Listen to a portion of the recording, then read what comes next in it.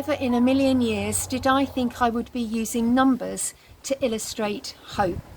The long-suffering congregations in Cray Valley Parish are so generous and gracious in forgiving and correcting me when I get the hymn numbers all muddled up, even though I have practiced them in my head before I say them. As for phone numbers or PIN numbers, well, I really struggle. I just cannot remember numbers. So why am I sharing my inability to work with numbers in order to illustrate hope? Well, I have 8 numbers to share with you. 12, 3, 13. 12 again. 2, 19, 1 and 17. If you're anything like me, your brain will be a mush by now with these numbers kind of swimming around somehow. So let me explain them to you. On the 16th of May this year, during lockdown, Bishop James licensed 12 people as licensed lay ministers over Zoom. Each person has a distinctive ministry and calling in their parish, their community, and the wide church. The 12 people have spent 3 years on a formational journey to reach this point. At the end of June, 13 people candidated and were selected for licensed lay ministry, each offering unique gifts of Christian leadership to the church. On the 14th of July, 12 people received the bishop's certificate at the celebration of learning presented to them by Bishop James.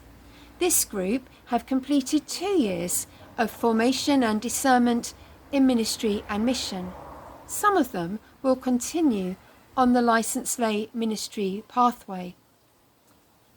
On the 7th of June, 19 students completed the first year of the bishop's certificate amid much joy and rejoicing that they had come this far.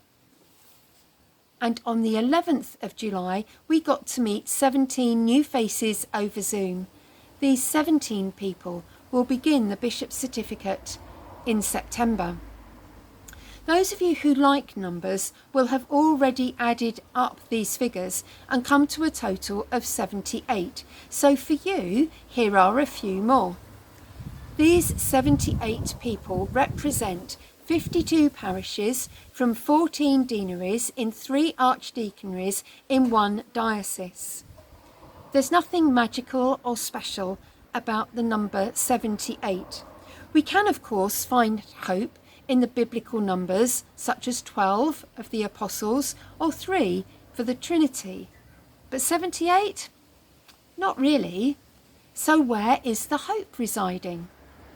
For me, hope doesn't reside in the number. Hope resides in what those numbers represent.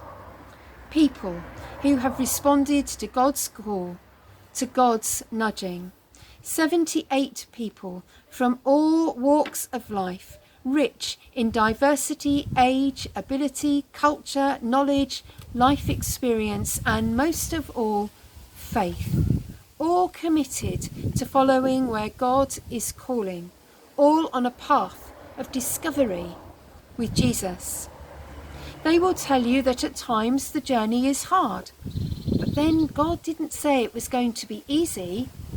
God did promise it would be hope-filled.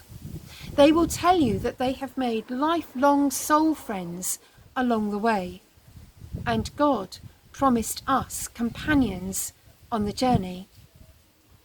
They will tell you that God is changing them, forming them into the people that He would have them be, rich in diversity as they share and are ready to do His will.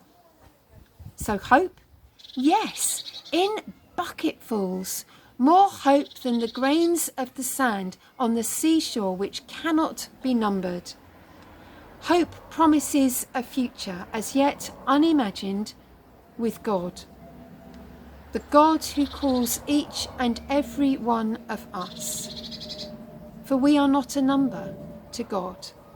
We are a unique individual, formed, named, called by him, and therein lies hope.